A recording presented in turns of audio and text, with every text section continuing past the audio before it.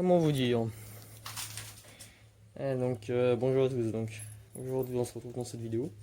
Une vidéo qui va changer un peu parce que je vais travailler un peu. Pour une fois, je vais travailler sur cette autoportée. Enfin, pour une fois, non. Vous l'avez pas vu, mais j'ai travaillé dessus. Donc, ça,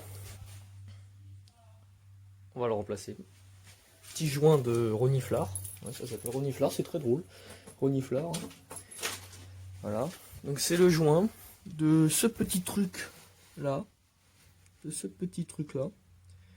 Parce que il est passé au garage. Mais eux, ils ont fait un joint bizarre, blanc autour, là, que vous voyez. Le truc blanc qui dépasse. Un joint bizarre. Et ça fait que si je mets... En voulant régler le carbu correctement, bah ce qui s'est passé, c'est que... Bah, il pissait de l'huile, quoi. Donc pour démarrer ce gros truc là, hop. Puis bon, on tourne.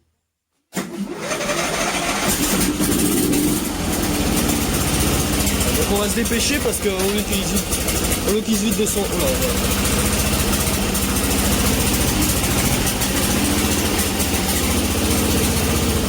On va l'emmener vers la cave où il n'y a plus d'outils. Hop là. Hop, merde, accident. J'ai fait l'accident.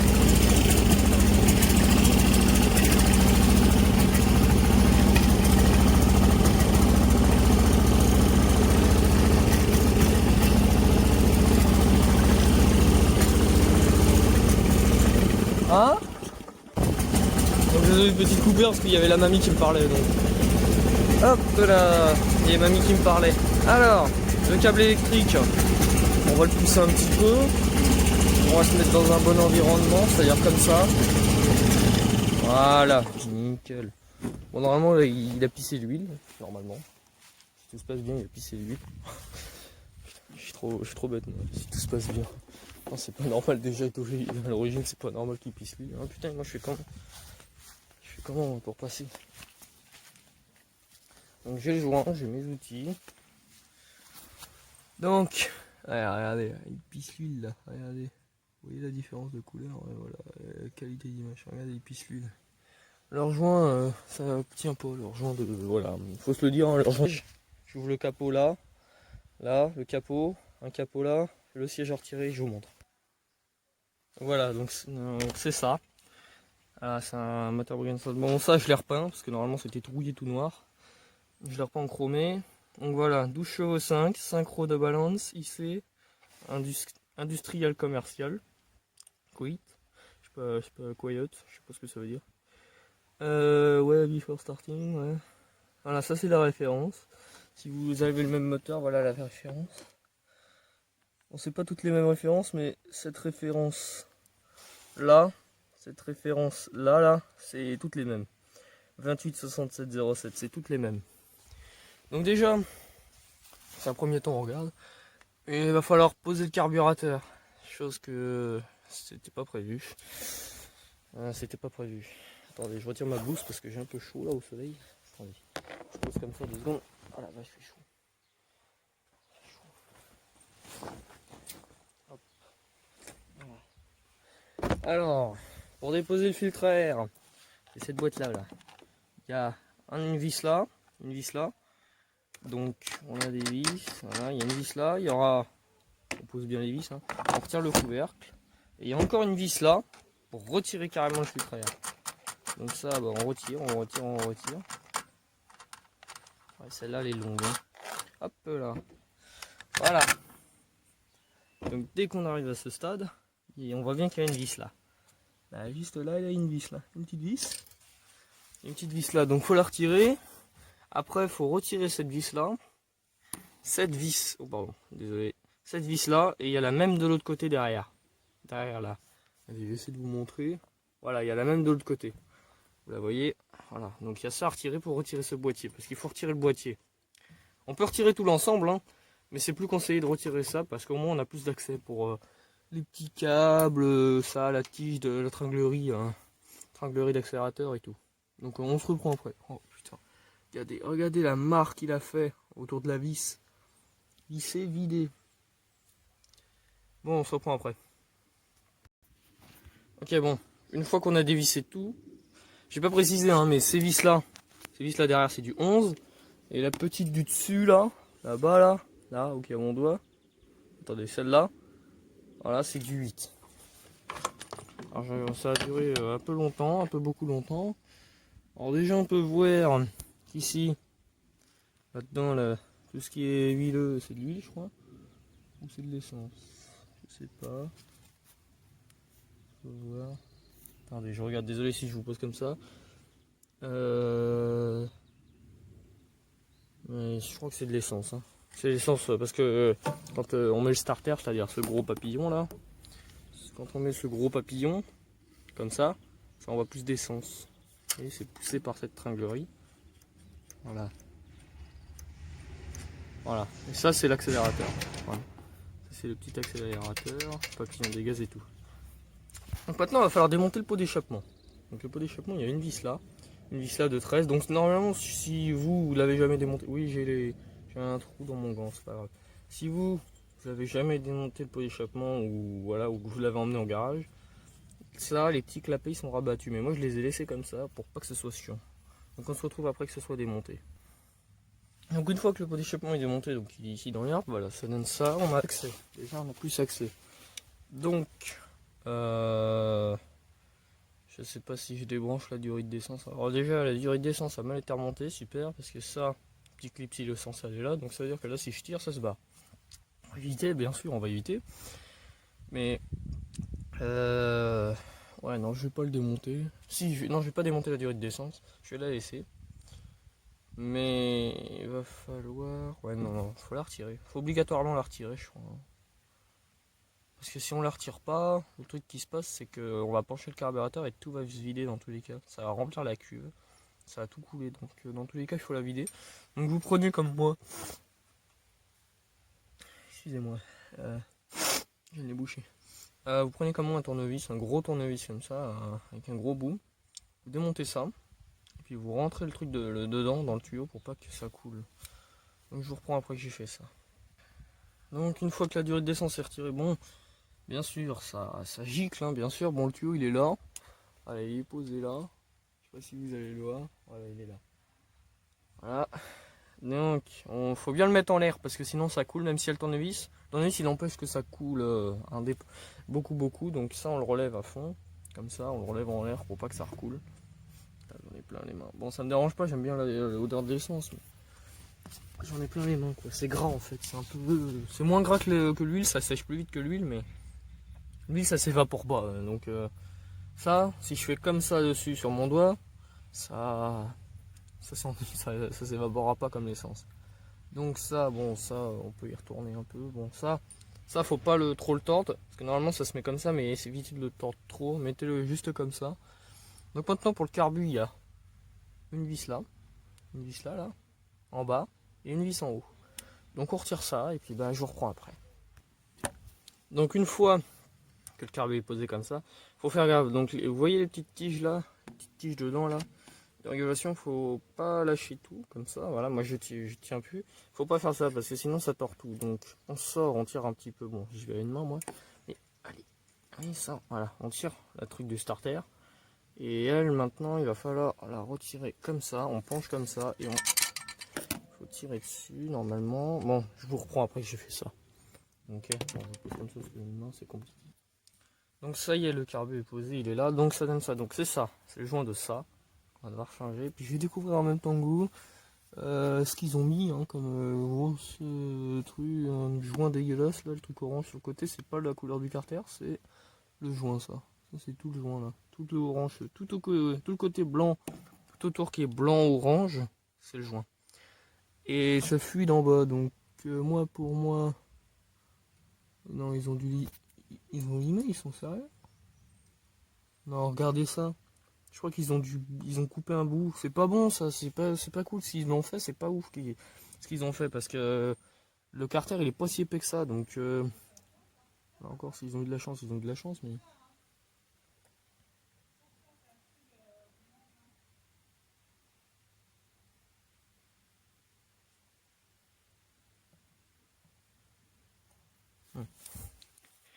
Bref, je reprends après que j'ai démonté ça. Bon, alors je viens de me faire un truc, c'est-à-dire que le garage là, vous voyez les petits morceaux là-dedans? Ah ça c'est les morceaux de joint. Alors ça, c'est... Je sais pas si on les voit, hein, on les voit les petits morceaux de joint, mais ça c'est vraiment pas un truc à faire. C'est vraiment, mais vraiment un truc que je vous déconseille de faire. Parce que si ça vient qu'à se foutre dans les ressorts, ça pète, ça découpe, ça retire la coupelle. Déjà regardez celui-là, il est un peu tordu, mais bon c'est pas grave. Ça risque sur rien du moment que ça fonctionne, mais il est un petit peu tordu. Bref, ça peut découpler, retirer la coupelle. Ça fait que le ressort il va se barrer, la soupape elle va péter, le moteur il va s'emballer, il va péter aussi. Ça a tout défoncé. Ça a tout défoncé, c'est-à-dire que là ça c'est l'admission, ça c'est l'échappement. Donc bon encore c'est sur l'échappement, mais si l'échappement il vient qu'à péter, l'admission elle va continuer à envoyer, mais les gaz ils s'en viendront pas, donc la culasse, les vis elles vont rien pouvoir faire, le moteur il va se bloquer net, le tracteur il va s'arrêter net, le moteur il va tout se bloquer, là-dedans ça va tout dérégler, tout péter, ça va tout broyer. Ça va être pété en 1000 morceaux le bordel. Quand tu dis en 1000 morceaux, c'est vraiment en morceaux que ça va être. La bielle elle va être pétée en morceaux, le piston il va être broyé, le vilebrequin il va être tordu. Tout va, voilà, juste à cause d'une soupape, hein, donc il faut vraiment faire gaffe à ça. Attendez, j'ai reçu une notification, désolé, hein, mais... Hop, ça je m'en fous. Ah non, quoi tu veux. 34 500 mailles, ouais c'est bien. Hop là, voilà, bref. Voilà, donc faut surtout pas faire. Donc je retire les joints, et puis on se reprend après. Donc ça y est, donc les joints sortis, ils sont là, les deux petits morceaux ils sont là, brillants là. Il y en a un en dessous et celui-là. Et comme vous pouvez le voir, ils ont limé là, donc c'est pas ouf. À moins que ce soit déjà fait, je sais plus, mais... Ouais, je crois que ça a déjà été... Je crois que c'était... Ouais, je crois que c'était déjà prévu pour... Ouais, c'était déjà prévu pour, mais... Je sais pas, j'en sais rien. Moi, pour moi, non. Il y avait peut-être un petit morceau dessus, hein, pour arrondir, mais... Là, le gros morceau, là, je crois que c'était pas ouf. C'était pas déjà fait. Parce que regardez, normalement, ça devrait être lisse, alors. Là, c'est pas lisse, là. Là, c'est pas lisse. Bref, bon... on va déballer le nouveau joint. Donc, le nouveau joint, il est là. Normalement aussi c'est le même, et le bon, il est là. Voilà. Donc sur ces joints là, un truc à faire. Toujours mettre de l'huile. Pas sur le joint, jamais sur le joint. Toujours ici. Moi j'en mets toujours ici sur le truc en ferraille. Je pose le joint sur ce machin et j'emboîte. D'accord? Vous avez compris? Bon, je vous reprends après que j'ai monté ça. Voilà, donc le joint est posé, il est là. Donc trompe-l'œil, moi aussi j'ai failli me faire avoir. Donc c'est-à-dire que vous voyez bien sur les deux joints, il y a deux encoches, il y en a une là, une là. Eh ben faut pas se gourer parce que sur ces trucs là, il y a un trou là de refoulement d'huile et il y en a un là. Donc faut poser le joint comme ça dessus. Voilà. Et bien regarder que les trous soient bien en face. Voilà, ils sont bien en face. Donc là on est prêt pour le remontage. Donc je remonte, je nettoie un petit peu autour. Voilà, on nettoie un petit peu. Mais si vous avez... Moi je vais faire ça avec. Si vous avez... Vous y allez au nettoyant frein. D'ailleurs vous mettez un petit coup de nettoyant frein sur votre chiffon et vous passez un coup autour. Passez un coup autour comme ça. Et si vous en avez pas, bah vous prenez de l'essence. Vous prenez un petit peu d'essence ou du lave-glace sur votre... un dégraissant quoi. Un dégraissant, lave-glace, essence, tout ce que vous voulez. Jamais du produit ménager. Jamais de produit ménager. Donc si à la rigueur du produit pour les vitres là. Du produit pour les vitres. Et moi je prends toujours du lave-glace ou du nettoyant frein. Donc conseil, faites comme vous voulez, hein, mais moi je fais comme ça. Bref, je remonte ça et puis on se reprend après. Donc ça y est, donc c'est remonté. Donc on peut voir, voilà, on voit plus le joint déjà, c'est déjà mieux. C'est déjà beaucoup mieux. On peut toujours voir la limaille sur le côté. Je crois que ça n'a pas d'influence. Attendez, si vous voyez pas, c'est normal. J'essaie de vous filmer, mais je regarde si ça n'a pas d'influence dessus. Si j'appuie, non, ça bouge pas, c'est bon, il n'y a pas d'influence. Ça ne risque rien. Bon, bah je remonte tout, c'est-à-dire tout. Je remonte ça, là-dessus. Et puis bah on se reprend après. Voilà, donc je vous reprends après que tout soit remonté. Donc le cache, le petit boîtier. On regarde bien que toute la tringlerie fonctionne. Starter fonctionne et tout. Donc tout fonctionne bien. Donc maintenant je vais nettoyer un petit peu derrière là. Je vais nettoyer un peu toute l'huile. Puis toute la tâche là qu'il m'a fait. Donc je vais nettoyer un peu ça. Bon, qu'est-ce que je fais? Je vous laisse ou je vous laisse pas? Non, je crois que je vais couper, ça va être trop long, donc à tout de suite. Bon, voilà, donc tout est remonté comme vous le voyez, ça. Donc maintenant c'est le moment de vérité. C'est-à-dire que je vais démarrer et on va aller voir si ça fuit.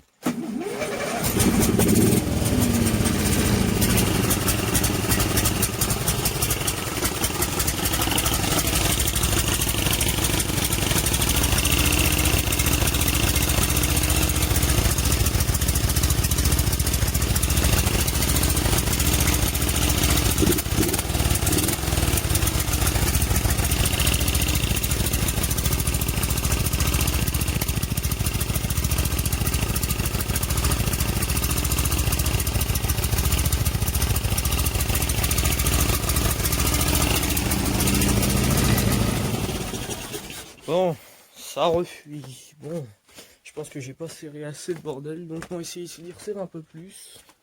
On va essayer d'y serrer un peu plus, parce que je crois que je l'ai pas assez serré. Je l'ai serré avec une clé plate, mais c'est pas un truc à faire. Si ça persiste, bah je sais pas d'où ça vient.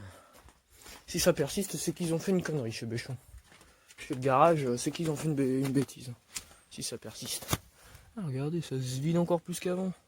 Oh là là, ça vient d'où ça? Oh putain, j'en ai marre. Oh non, mais attendez, je vous reprends après. Hein, parce que... Ça y est, ça fonctionne. Ça fuit plus. Ça, c'est une bonne machine, ça. C'est incroyable. Le moteur, il a 25 ans. Non, il a l'âge de la voiture, hein, donc oui, 25 ans. Il a 25 ans, le moteur. Le châssis, il a 25 ans aussi. Ils ont tous les deux 25 ans. C'est incroyable, ces brises.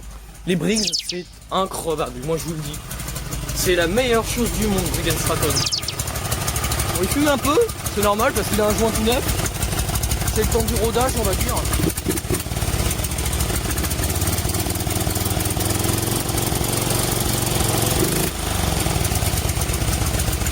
Et ça fuit plus, au moins.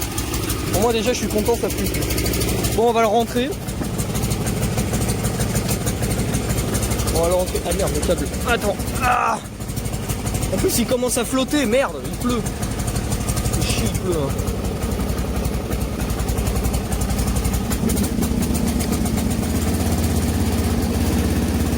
Ah, il pleut, merde. Bon, je vais me dépêcher de rentrer un peu toutes mes machines là-bas. Attends, je vais essayer de vendre ça comme ça. Toutes mes machines là-bas. Le chien, pousse-toi. Enlève-toi, NJ.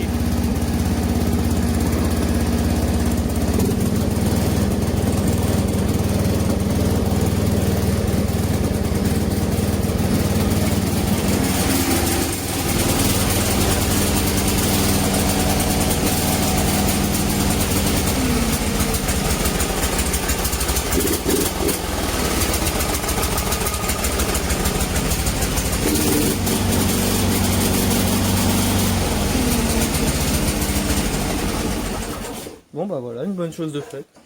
Donc bah moi, bon il y a un petit peu de fumée, vous le voyez pas, mais bon,